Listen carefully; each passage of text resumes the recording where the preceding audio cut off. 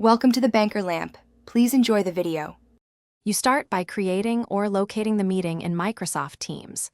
Open the calendar and either click New Meeting or choose an already scheduled event. Once done, add a clear title, set date and time, and include brief agenda notes so attendees know why to join. Make sure to save the meeting or use Meet Now for instant links. This generates the join link you will copy next. You do this first because the link must exist before you can share it externally. Next, copy the actual Teams join link from the meeting details so you can paste it into WhatsApp.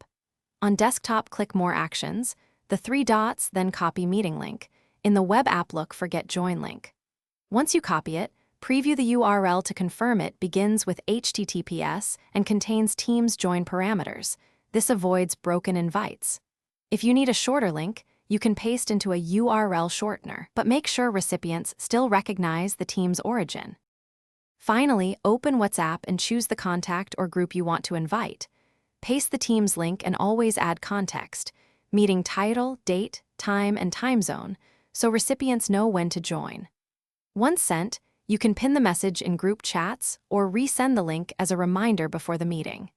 If a recipient cannot join, suggest they install the Teams app or join via the browser. That troubleshooting step solves most connection problems and keeps people. Thanks for watching. If this was helpful, leave a like and consider subscribing. See you next time.